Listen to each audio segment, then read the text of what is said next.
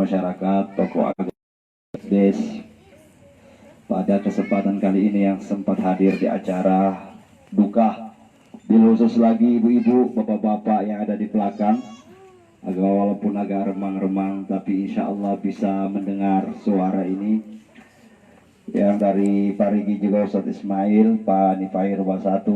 Pada kesempatan kali ini kita berada di acara takziah almarhumah dengan umur yang sudah senja.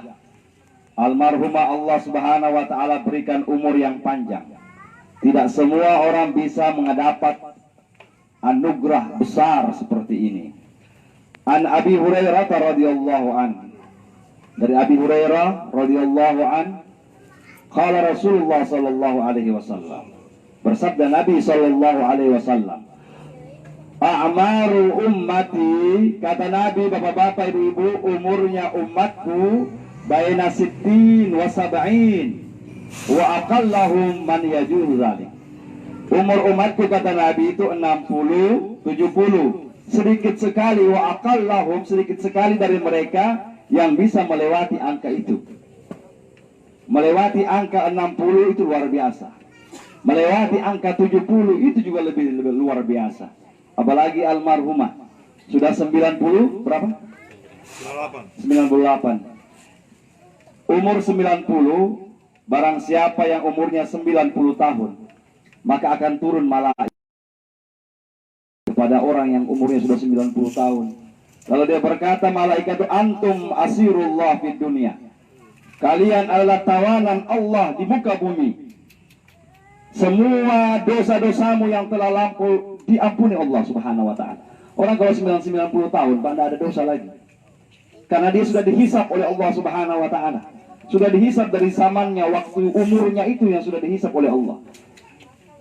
Maka kata Nabi, sa'idun liman sa'adahu. Sangat berbahagialah, sungguh beruntunglah orang yang mempunyai orang tua sampai umur begitu, lalu dia berbakti kepada kedua orang tuanya itu. Orang-orang yang sudah diampuni dosanya oleh Allah Subhanahu wa taala. Almarhumah ini, mudah-mudahan kita juga Allah berikan itu anugerah umur panjang, amin. Sampai 90 tahun, amin. Ya, asal doanya, Allahumma ja'alni mahbuban fi qulubil mu'minina wal mu'minat. Ya Allah, jadikanlah saya ini dicintai oleh orang-orang muslim dan orang mukmin. Allahumma ja'alni mahbuban fi qulubil mu'minina wal mu'minat wal muslimina wal muslimat wa basyirni wa ballighni ila mi'a wa isrina sanatan. Ada doa itu Pak, kalau mau dibawa saya mau kasih. Dan ya Allah, berikanlah saya umur 120 tahun. Ada, kalau mampu 120 tahun. Ya, rata-rata ulama-ulama yang mengamalkan ini memang benar 120 tahun. Yang terakhir itu Abah Sepuh, seorang pendiri PQN, pendiri Tarekat Qadariyah Naqsabandiyah. Itu beliau meninggal 120 tahun umurnya. Di Parigi ini saya baru dapat di sana dengan Ustaz Ismail di Nambaru. Ya, Nambaru itu ada orang umurnya 120 tahun, subhanallah. Bapak-bapak, ibu-ibu, umur bukan jaminan kita. Berapapun umur kita, asal umur itu dipergunakan dengan sebaik-baiknya.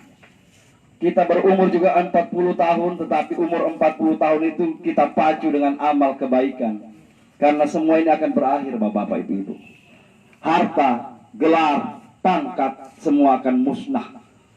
Ketampanan, kecantikan, semua pun akan redup.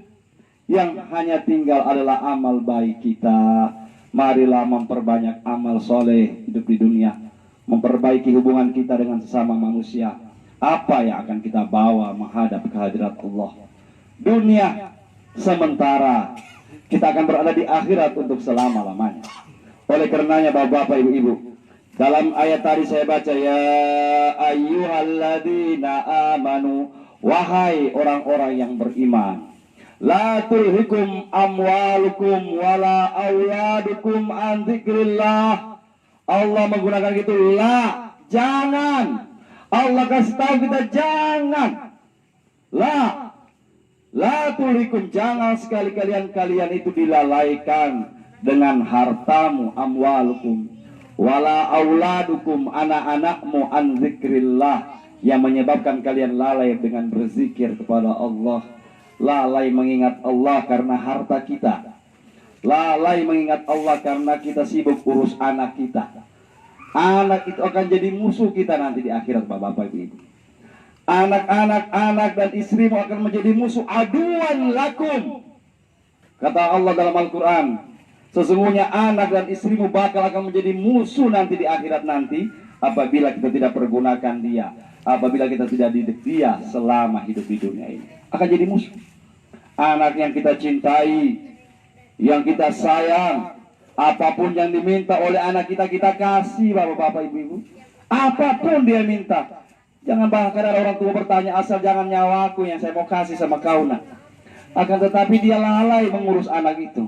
Akhirnya akan berhadapan di pengadilan Allah Subhanahu wa Ta'ala. Anak yang kita sayang akan menjadi musuh kita nanti di sana. Istri yang kita cinta, yang semua permintaan istri kita akan kabulkan, akan menjadi musuh kita nanti di akhirat.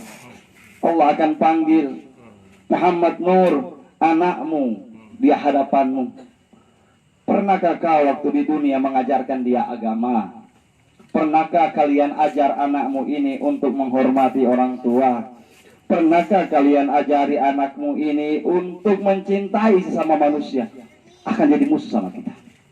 Allah akan menuntut semua perbuatan kita hidup di dunia. Ya ayyuhalladzina amanu la tulhikum amwalukum wala auladukum an zikrillah. Jangan. Oleh karenanya, karena Allah larang, maka harta yang kita di tangan kita ini marilah kita gunakan dengan sebaik-baiknya. Harta titipan Allah. Berapa banyak Allah kasih kita harta? Sebanyaknya Allah kasih kemampuan kita untuk memberi. Jangan tunggu kaya baru memberi. Sekarang kan ada orang begitu. Oh, saya orang miskin, apa saya bisa beri? Sebenarnya kita bersedekah apapun. Hari ini kita dapat 2.000, misalnya 10.000, 20.000. Adakah kita sisihkan sebahagian untuk agama kita? Ya, adakah kita sisihkan sebahagian itu? Misalnya pendapatan kita satu minggu ini kita hitung 150.000 misalnya satu minggu.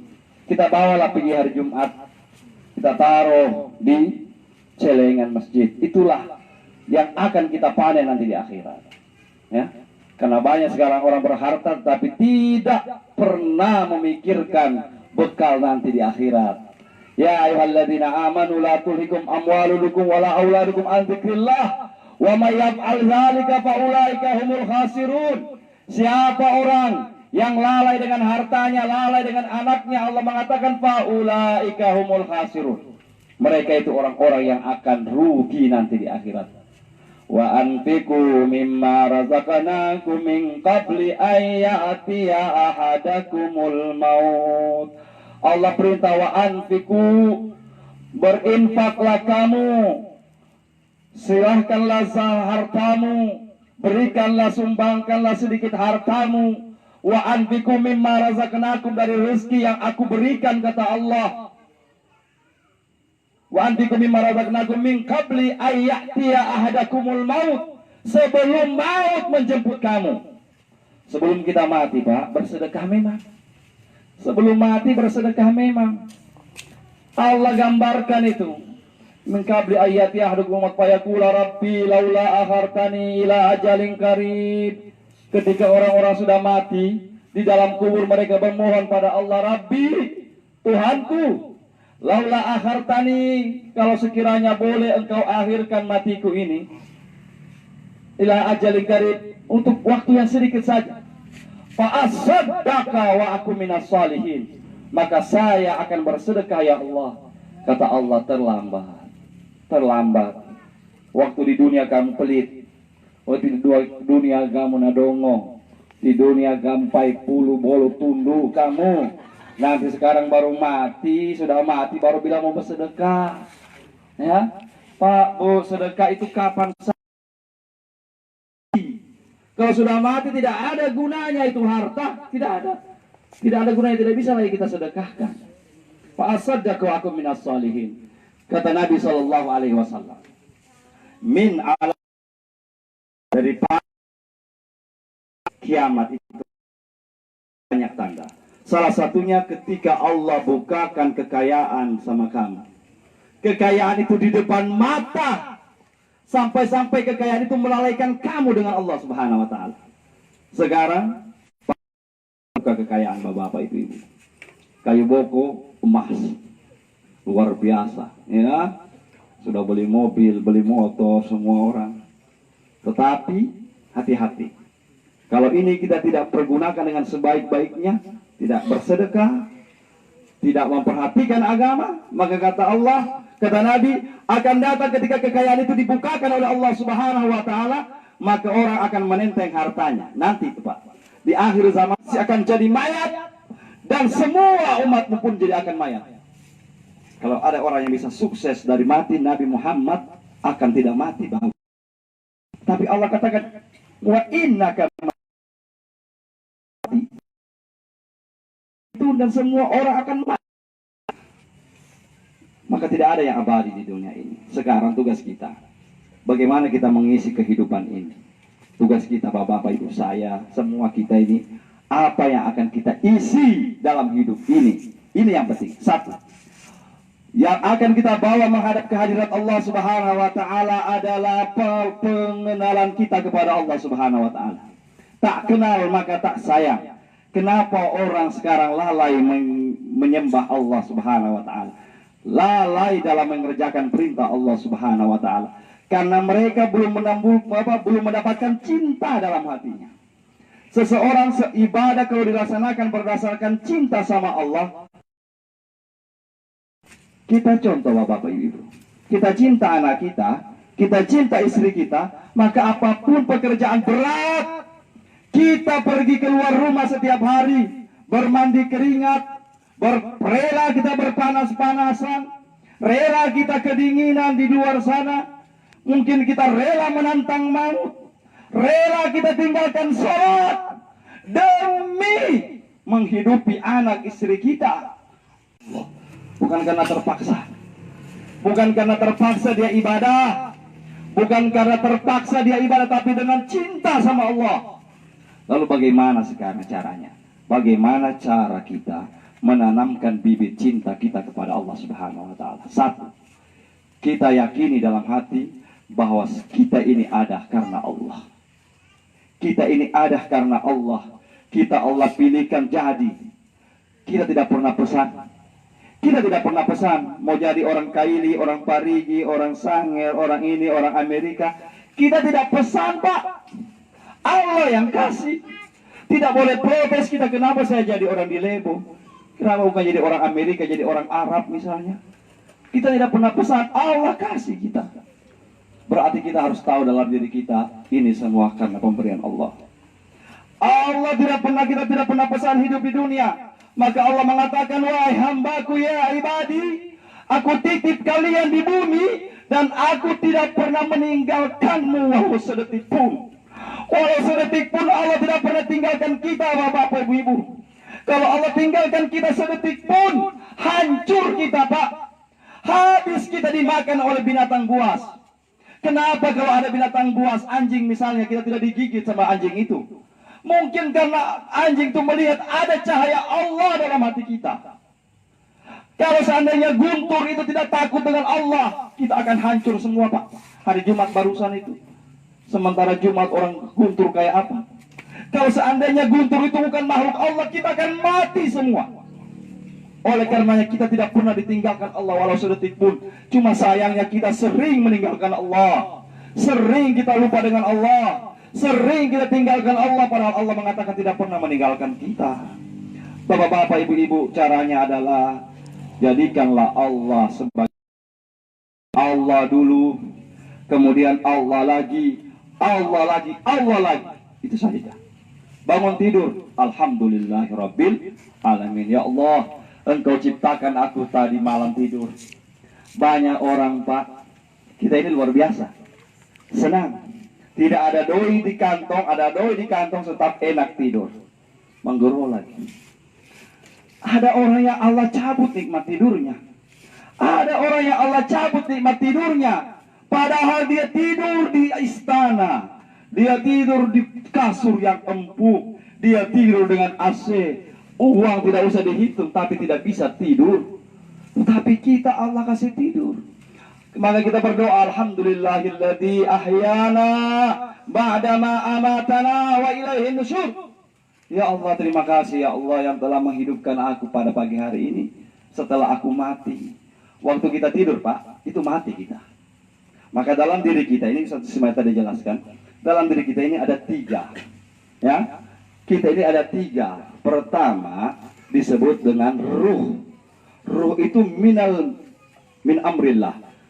Yas'alunaka 'anir ruh qulir ruhu min amri rabbi wa ma utitum minal ilmi illa qalila. Ruh itu tidak berdosa. Ruh itu bersih. Ruh itu dari Allah Subhanahu wa taala. Ada kedua itu adalah jiwa kita. Ya ayyatuhan nafsul mutmainnah irji'i ila rabbiki radiyatan mardiyah wadkhuli fi ibadi wadkhuli jannati. Wahai jiwa yang kita ada jiwa. Kemudian apalagi yang ketiga, yaitu jasad kita. Jasad dibungkus oleh jiwa, jiwa kita ini dibungkus sekalian dengan oleh ruh kita itu. Maka ketika kita tidur, Allahu yatawaffal anfusa hina mautiha walladzi lam tamut fi manamiha. Dalam Al-Quran, Allah yang menggenggam jiwa-jiwa mereka ketika mereka tidur. Jiwa kita ini keluar, Pak. Waktu orang tidur itu keluar jiwanya. Ya, bukan ruh yang keluar. Kalau dikasih pelajaranlah kita ke Mekah, kita mimpi ada di Mekah. Kita dikasih ketemu dengan orang tua kita yang sudah meninggal, dalam berjalan ke sana kemari, itu jiwa kita. Itu yang harus kita bersihkan. Jiwa itu yang harus kita senantiasa isi dengan zikrullah. Jiwa kita ini harus kita bawa pada beribadah kepada Allah Subhanahu wa taala. Itu jiwa. Ya, jiwa kita. Walladzi lam tamut fi manamiha, dan Allah lepaskan jiwa itu bagi orang-orang yang belum mati. Seandainya, Pak. Maka ketika sebelum tidur kita disunnahkan kumpul tangan seperti begini. Kita baca ayat kursi. Qul huwallahu ahad, qul a'udzu birabbil falaq, qul a'udzu birabbin nas. Tiup. Ditiup, kemudian disapukan ke badan kita. Kemudian dalam hati kita, kita tidur di bentengnya Allah. Bentengnya Allah itu la ilaha illallah. Kita ucapkan la ilaha illallah, lihatkan dalam hati. Supaya apa? Kita masuk dalam benteng. La ilaha illallah hisni. La ilaha illallah itu benteng, kata Allah. Wa man dakhala hisni amina min azabi. Barang siapa yang masuk dalam benteng itu, selamatlah dia daripada azabku, kata Allah Subhanahu wa taala. Kita tidur dengan la ilaha illallah. Jangan lupa la ilaha illallah. Sebab apa, Bu? Kalau seandainya Allah tidak kasih pulang kita punya napas, kita punya jiwa saat itu mati kita, maka jadikanlah la ilaha illallah itu terakhir sekali. La ilaha illallah. Tertidur dengan la ilaha illallah. Jangan tertidur dengan lagu, ya. Dengan lagu kita dengar keroncong sambil menyanyi, tak tidur. Akhir kalimat kita lagu. Begitu besok tiba-tiba jam 12 malam tak kancing mati, akhir kalimat kita lagu. Akhir kalimat kita marah. Akhir kalimat kita dan lain-lain sebagainya. Maka la ilaha illallah jadikanlah sebagai hari yang terakhir, kalimat yang terakhir. Bapak-bapak, ibu-ibu kaum muslimin dan muslimat yang dirahmati Allah Subhanahu wa taala. Umur kita ini tidak lama lagi, ya. Kalau orang-orang cerdas itu dia beranggapan bahwa dia akan ibadah, besok sudah selesai. Besok dia, kata Nabi, ij'alu as-salat. Jadikanlah sholatmu itu sebagai sholat terakhir. Karena kita tidak bisa jamin, Bapak Ibu saya semua, kita tidak bisa jamin apakah besok kita masih bisa sholat isya. Maka ketika dia takbir Allahu Akbar, ya Allah, mungkin ini sholat isya saya yang terakhir, ya Allah.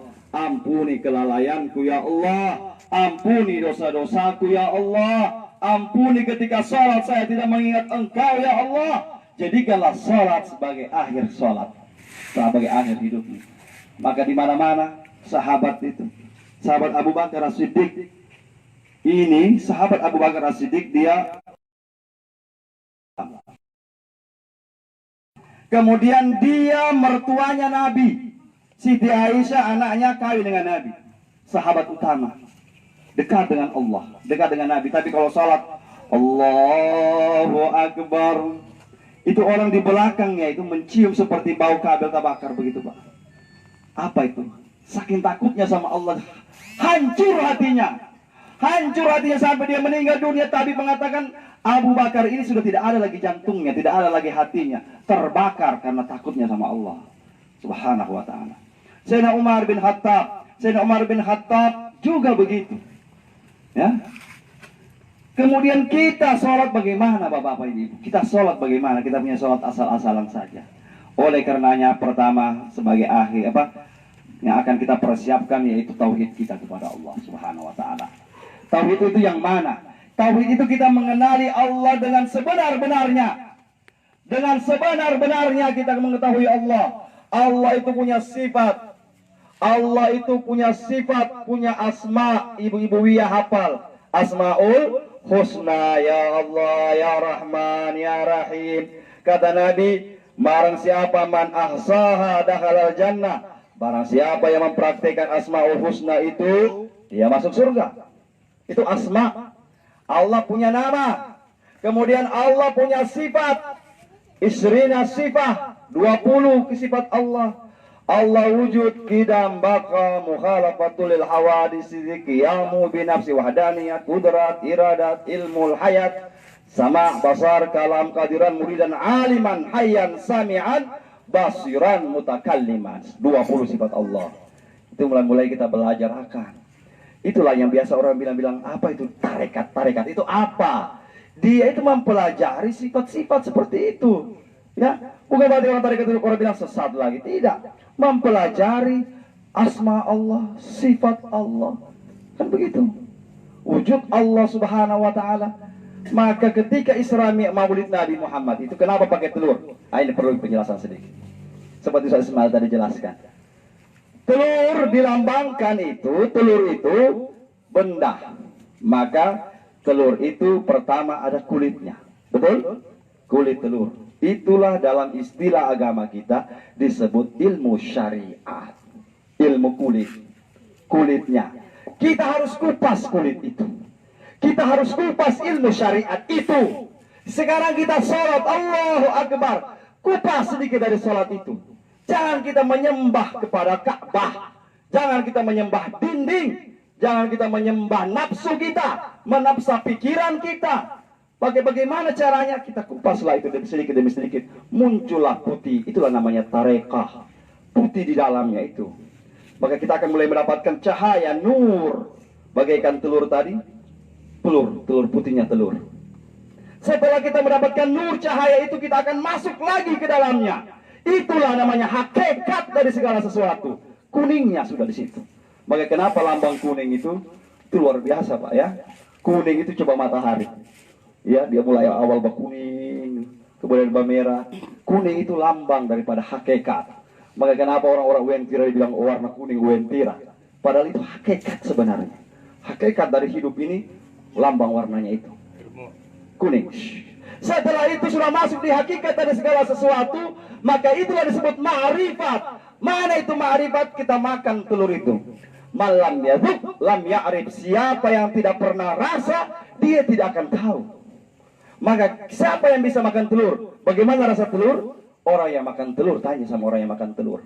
Jadi bukan cuma baku rampas begitu. Itu baku rampas karena ada makna yang oleh orang-orang tua kita taruh di situ di telur. Kenapa dipakaikan telur? Kan begitu bapak-bapak ibu-ibu. Kita akan mengenal semua itu. Mudah-mudahan bapak-bapak ibu-ibu kita akan mengenal bukan. Ya ayyuhalladzina amanu. Wahai orang-orang yang beriman. Nah ini. La ayyuhalladzina amanu, wahai orang-orang yang beriman, jangan kamu mati wala tamutunna ittaqullaha, bertakwalah kamu kepada Allah, wala tamutunna illa wa antum muslimun. Allah larang kita mati. La tamutunna. Jangan sekali-kali kamu mati kata Allah sebelum kamu muslim. Jangan mati sebelum kita menjadi orang muslim yang benar-benar muslim. Oleh karenanya mudah-mudahanlah kita melalui acara-acara takziah begini, kita pertama yaitu memperbaiki pengenalan kita sama Allah Subhanahu wa taala. Yang kedua, Di acara meninggal seperti begini, kita silaturahim, Pak. Silaturahim. Silaturahim ini memperpanjang usia. Kenapa ini almarhumah bisa panjang usianya? Mungkin silaturahimnya yang bagus. Orang-orang yang kita tanya, orang-orang tua, pasti kita tanya, apa om atau apa nenek sampai bisa panjang usia? Bukan dia bilang minum obat, tidak. Dia bilang jangan usah minum obat. Tidak ada pasti. Yang mereka jawab pasti jawabannya kasih baik hati, kasih baik dengan manusia. Sudah banyak orang-orang tua saya tanya, itu saya jawabannya. Kasih baik, perbaiki hati kita, perbaiki hubungan dengan manusia. Insya Allah, karena Nabi mengatakan panjang umur itu memperpanjang, silaturahim itu memperpanjang usia. Silaturahim. Mana itu silaturahim? Hubungan kita dengan mama kita, hubungan kita dengan papa kita, dengan om kita. Itu dulu, jangan dulu yang lain. Kasih bagus dulu dengan papa kita, mama kita, ya. Kasih bagus dulu tetangga kita, kasih bagus dulu satu kampung kita. Karena sekarang ini heran Pak, musim internet, musim Facebook, teman di Bogor, ada temannya di Bogor, di Bandung, ada semua itu di Facebook. Tapi dia tidak kenal orang di kampungnya. Oh, ditanya, kau tahu kan kau tinggal di mana? Tinggal di Lebo. Kau kenal nama ini? Tidak tahu nih. Ya. Berarti dia berteman jauh, tidak berteman dekat. Harusnya satu kampung ini dulu kita tahu, baru kita boleh berteman-teman jauh-jauh. Kan begitu, itu silaturahim. Silaturahim, ya. Kenapa kita harus silaturahim, Pak? Kalau sholat, itu nanti di akhirat jawabannya. Sholat diperiksa nanti di sana. Tetapi agar kita terima nanti di kubur pertama kalinya, apa yang kita akan terima di kubur? Di kubur yang akan kita terima bacaan pahala kita baca Quran, pahala kita baik dengan orang tua, itu yang akan kita terima dulu di kubur. Oleh karenanya, maka perbaikilah hubungan kita dengan sesama manusia. Dengan Allah baik, dengan manusia baik, insya Allah selamat kita dunia sampai di akhirat. Bapak-bapak, ibu-ibu kaum muslimin dan muslimat yang dirahmati Allah Subhanahu wa taala, almarhumah telah meninggalkan kita semua. Apa yang akan kita ambil daripada meninggalnya almarhumah? Satu, kita semua akan kembali kepada Allah Subhanahu wa taala. Siap apa tidak siap, mau apa tidak mau, maut itu akan datang kepada kita. Kapan waktunya? Dari Allah Subhanahu wa taala. Kalau Allah sudah tentukan, kita tinggal menunggu saja. 40 hari jatuh nama kita, Pak. Jatuh nama kita oleh Allah Subhanahu wa taala. Di Lauhil Mahfuz ada sebuah pohon, dia punya daun-daun itu bertuliskan nama-nama kita. Bertuliskan nama-nama kita. Semua kita punya nama ada di daun itu. Ketika daun itu jatuh, dipungut oleh malaikat pencabut nyawa, oh Muhammad Nur Damar, 40 hari malaikat itu sudah buntuti kita, Pak. 40 hari malaikat sudah buntuti, kemanapun kita pergi dia ikuti. Sekarang saja setiap hari malaikat itu intip-intip kita, ya. Dunia ini Allah ciptakan sebagai rekayasa untuk menuju kepada kematian. Dunia ini tempat rekayasa Allah. Allah rekayasa ini dunia, bapak-bapak, ibu-ibu. Contoh, rumah yang kita bangun mati-matian, ya, untuk memperindah rumah, itu jadi akan tempat mati kita. Motor yang bagus, kendaraan yang bagus, Allah kasih kepada kita. Padahal itu rekayasa dari Allah. Kau akan mati di motor itu. Kau akan mati kecelakaan dengan mobilmu itu. Itu rekayasa Allah Subhanahu wa taala. Ya, semua dunia ini adalah rekayasa dari Allah. Yang intinya Allah akan panggil kita dengan cara apapun. Sebagai akhir ceramah ini, maka jadikanlah perbuatan kita, keseharian kita baik. Karena Allah akan panggil orang sesuai dengan kebiasaannya. Mohon maaf, kalau kebiasaannya itu bagus, dia akan mati bagus. Kalau kebiasaannya jelek, dia akan mati jelek. Kalau kebiasaannya berzikir kepada Allah, dia akan mati berzikir. Kalau kebiasaannya itu ini dan sebagainya, dia akan mati dengan itu. Ya, oleh karenanya perbaiki akhir kehidupan kita. Kata Nabi SAW, bagaimana mengukurnya? Mengukur kita ini baik apa tidak, ukur diri kita ini hari-hari kita. Kalau kita punya hari 1 kali 24 jam, 1 hari 1 malam, berapa kita dengan Allah? Berapa kita dengan manusia? Kalau lebih banyak dengan manusia, kita akan mati seperti itu. Ada orang sopir, bukan karnet, dia punya kerja setiap saat, dia bilang itu di sana, bukan yang di Parigi ini, yang di Bogor sana ya. Dia Bogor, Jakarta, Bogor, Jakarta, Bogor, Jakarta, Bogor, tiap hari itu terus. Jakarta, Bogor, Jakarta, Bogor, akhirnya mati, sakratul maut, disuruh sadat, Jakarta, Bogor, Jakarta, Bogor, Jakarta, Bogor. Kenapa? Karena itu terus dibilang tiap hari. Boleh begitu, tapi kita sebut. Ada suatu kejadian juga disuruh sahadat, sahadat, sahadat, sahadat, as yoker. Karena tiap hari main yoker, as, ini, kelor, ini, ya, main ceme terus, ceme. Karena tiap hari itu terus di mulut. Ya, boleh, bukan berarti tidak boleh. Catur itu kan lagi viral sekarang. Ustaz Somad haramkan catur. Bagaimana itu Ustaz? Catur bukan cuma catur, semua yang melalaikan dengan Allah itu jadi haram. Asal sunnahnya sebenarnya boleh. Al-ibaha, aslu kulli syai'in ibaha. Asal segala sesuatu itu secara dalil usul fikih mengatakan ibaha, boleh. Illa maja alaihi dalil, kecuali ada dalil yang mengharamkannya. Contoh, catur halal boleh.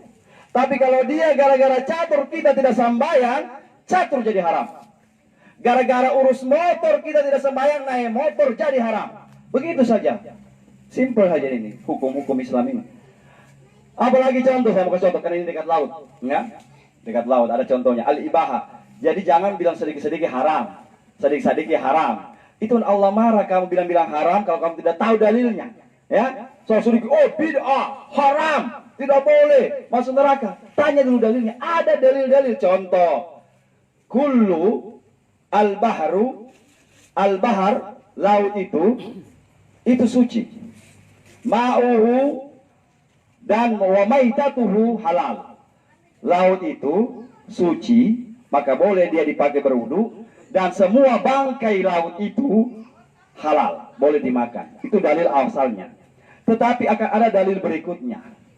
Maka ikan, semua benda-benda air itu boleh dimakan. Tetapi ada dalil-dalil berikutnya yang khusus. Naha Rasulullah SAW an ya'kula dibda. Nabi itu melarang orang makan katak. Katak haram pak, tumpah, tidak boleh dimakan. Walaupun dia bilang, oh ini makhluk air, iya haram, ada dalilnya. Apalagi buaya, betul itu. Apalagi penyu, ya. Apalagi Ustadz, kepiting. Kepiting ada sebagian ulama mengatakan haram karena dia bapak colok. Agama ini sangat memberikan kebersihan. Tapi sebagian ulama mengatakan dia makruh itu kepiting. Makanya terlalu banyak makan kepiting itu bacol-col di PC. Ya. Ada lagi dalil berikutnya. Ikan contohnya, semuanya halal. Tetapi ada sesuatu yang menyebabkan dalilnya itu berubah, bapak-bapak ibu. Ikan semuanya halal. Tapi la yakulul samakul masywi. Tidak boleh hukumnya, Pak.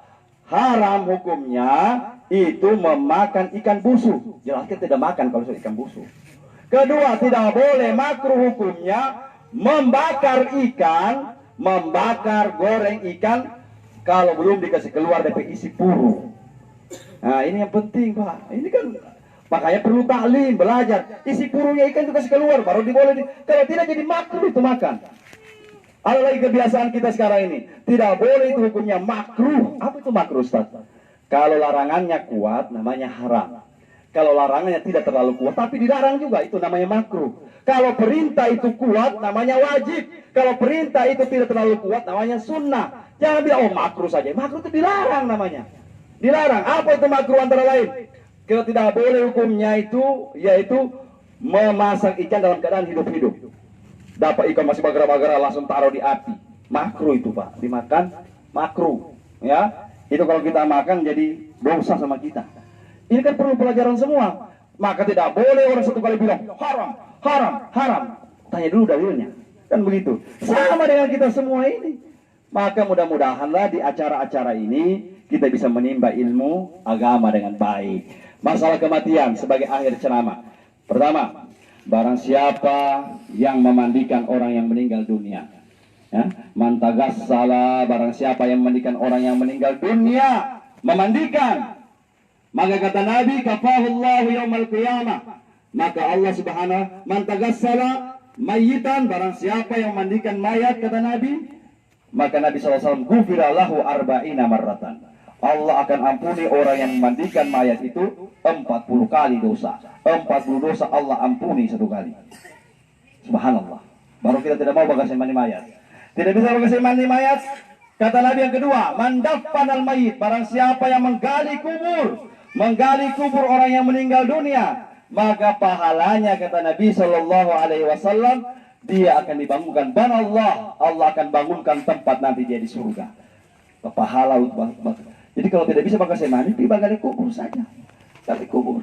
Kemudian yang ketiga, tidak bisa mangkap, tidak bisa memandikan, tidak bisa menggali kubur. Kita masuk yang ketiga, mengkafana, mengkafani mayat. Mengkafani, barang siapa yang mengkafani mayat, maka kata Nabi Shallallahu Alaihi Wasallam, dia akan dipakaikan pakaian dari surga nanti. Maka di mana-mana saya ajarkan, para orang-orang tua ajarkan itu anak-anak muda. Anak-anak kita cara mengkafani mayat, utamanya ibu-ibu ajarkan. Kalau saya tidak ada di kampung ini yang tahu bagaimana mandi mayat, nanti anak-anak kita kalau kita mati, anak-anak bikin jadi gogos lampa atau boli kita. Dia ikat di ujung, dia ikat di belakang. Kasih masuk di kubur, kata mayat, selamat, welcome lampa atau boli. Silakan masuk lampa atau boli. Astagfirullahaladzim. Dia tidak tahu kalau laki-laki berapa lapis. Ya, ada pernah saya dapat 7 lapis. Astagfirullahaladzim. Saya bilang, oh, kepanasan dia di dalam nanti. Kamu tidak diajarkan ini. Berapa lapis kalau laki-laki, perempuan berapa lapis? Diajar sama itu. Supaya apa? Jangan sampai kita mati seperti itu. Ya. Kemudian yang ketiga, yang keempat tadi, barang siapa tidak bisa memandikan, tidak bisa mengubur mayat, tidak bisa mengkafani, maka semua itu kan agak susah. Perlu belajar. Kita dapat yang keempat, Pak. Apa itu yang keempat? Barang siapa yang menyolatkan janazah, man hadara man syahidal janazah wa yusalli hatta yusalli alaih. Barang siapa yang hadir di acara duka kemudian dia ikut menyolatkan jenazah itu, maka kata Allah, kata Nabi, dia akan mendapatkan pahala 1 qirat. 1 qirat itu besarnya, Pak, seperti mislul jabalain azimain. Besarnya pahala 1 qirat itu seperti gunung yang besar. Jadi tidak usah jauh-jauh pergi cari pahala. Kalau mau cari pahala, kalau ada orang mati, datang pergi sembahyang akan. Pulang dari bersembahyang jenazah, kita bawa pahala 1 gunung. Cuma jangan minta benda, mudah-mudahan ada orang mati lagi. Ya, naudzubillah. Demikian kita doakan, semoga kita oleh Allah Subhanahu wa taala dikumpulkan bersama orang-orang saleh. Amin. Allahumma tawaffani muslimah. Ya Allah, matikan aku dalam keadaan orang Islam. Wa alhiqni bis salihin, dan pertemukan aku dengan orang-orang yang saleh. Mudah-mudahan kita bisa berkumpul bersama beliau, keluarganya, anak-anaknya, cucu-cucunya, semuanya. Mudah-mudahan bisa mendapatkan berkah daripada almarhum ini. Ya, insya Allah semuanya. Karena almarhum ini sudah seperti saya sampaikan tadi, orang-orang yang sudah dihisap oleh Allah Subhanahu wa taala. Mudah-mudahan kita bisa mendapatkan kesempatan bisa berumur panjang seperti beliau. Amin ya rabbal alamin. Demikian dari saya, mudah-mudahan ada manfaatnya. Akhirul kalam, kalau ada yang kurang dari saya, benarnya dari Allah Subhanahu wa taala. Wallahul musta'an. Wassalamualaikum warahmatullahi wabarakatuh.